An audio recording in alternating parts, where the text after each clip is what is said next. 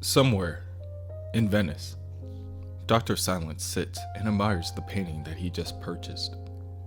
He isn't a fan of abstract art in the least, but something about this painting disturbs him. As he takes a drag from his cigarette, he notices a small black smudge on an otherwise vibrantly colored tapestry. Has it always been there? When the shadowy Mr. Evans decides to appear, the world in turn decides to go mad. The disorder seems to derive from a central point in Happy Harbor, Rhode Island. All of Happy Harbor has gone sex crazy.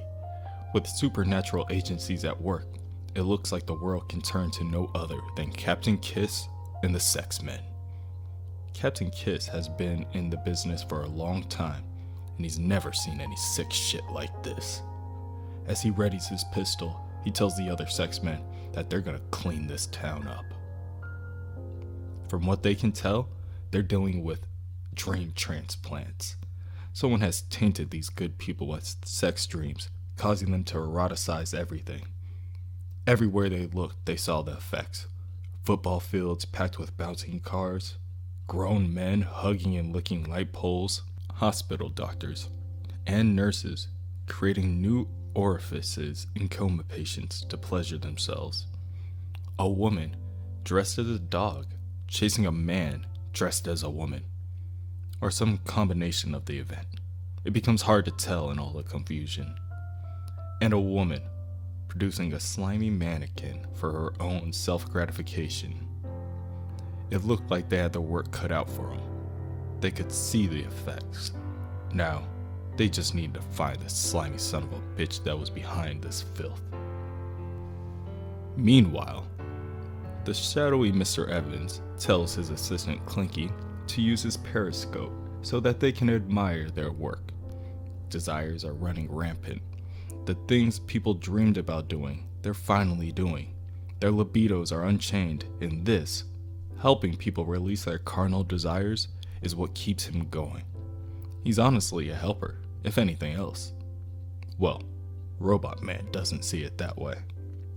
He attempts to threaten Mr. Evans with little success. He too gets his own daydream of something unspeakable. A rather amusing little scene that the shadowy Mr. Evans cooked up just for him. Robot Man will think twice next time he tries to threaten Mr. Evans, or he too will be lost in an ocean of desire like the rest of Happy Harbor. That is when the sex men arrive. The sex men are through with this dream shit, and they aim their pistols directly at the shadowy Mr. Evans and tell him to reach for the sky. Captain Kiss tells Sergeant Cuddle to read him his rights, but when Mr. Evans blows a cloud of smoke and belittlement in Captain Kiss's face, he cuts the protocol and tells Cuddle to go ahead and shoot the man right now. That is, when a ring of energy wraps around Cuddle and decapitates him. Sergeant Torture picks up his partner's head. He can still be saved, but they still have a problem on their hands. Robot Man has had enough of this and charges the shadowy Mr. Evans. He wants answers. Now. Who is the shadowy Mr. Evans, and what exactly is he doing to the people here?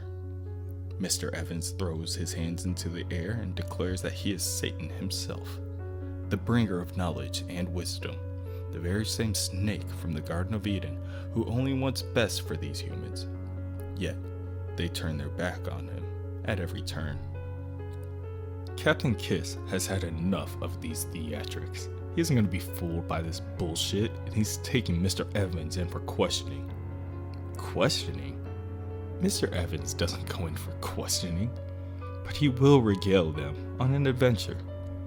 As he produces an amusement park ride out of nowhere, the heroes are left to do nothing but sit back and watch. Behold, the ordinary life. Innocent men and women and children crushed by repression, unable to express their truest desires. This frustrated, pent-up energy forms itself into neurosis, heart disease, and even cancer. Mankind is sick, sick, sick. Shame and guilt are symptoms of sickness, and a free body with a free mind is all Mr. Evans ever says. It's his only motto. Like he said, he's only here to help. Perhaps, if they had listened to him before when he told them to beware of the Candlemaker, Robot Man's friend Dorothy would not be so tortured at the moment. But that'll be for another time. Somewhere in Venice, Dr. Silence unveils the tarp over his painting. Maybe he was just imagining the stain before. Maybe that black stain was just an after effect from his drowsiness. As he gazes at the painting, he notices not only is the stain real, but it's growing. The next stop on their ride around Mr. Evans' residence will be his torture room. As they arrive, they stumble onto Crazy Jane, or shall we say, the Scarlet Harlot. The sex men cannot stand the sight of this Jezebel and demand that Mr. Evans explain who she is. However, he hadn't the faintest clue, but he thinks the girl looks rather sweet.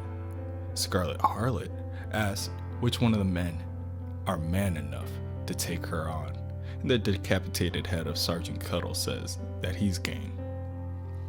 Robot Man tells everyone to stay away from her, and Captain Kiss snaps back that he wouldn't touch her with a 10-foot pole. He was warned about women like her. Robot Man tries to help one of the tortured souls, but the man refuses. He states that he deserves this torture, but he gives Robot Man the key to getting rid of Mr. Evans. Robot Man must trick him into saying his sacred words backwards.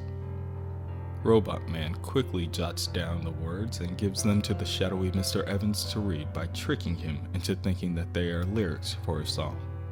Mr. Evans obliges and is instantly sucked back into the nether of whence he came, which more or less wraps up this report. The sexmen came to an agreement with the tramp in the red dress where she agreed to absorb the mass dream of Happy Harbor into her own already filthy mind. She stated that if she could not get any satisfaction in the real world, at least she will have pleasure in her dreams. Disgusting, they know. And with that, they came, they cleaned up, and they left without a word of thanks. Just another day for the sexmen. Back at the base, Robot Man and Scarlet Harlot run into Joshua. Joshua informs them that there is something strange going on in Rebus's room, and he doesn't like it. As Joshua leads the two of them to Rebus's room, they can all hear a sound coming from inside that sounds a lot like heavy breathing. The Scarlet Harlot says that it's obvious, someone's screwing in there. With the door locked and no one answering, Robot Man does what he does best and bashes the door in. And what they found, they cannot explain.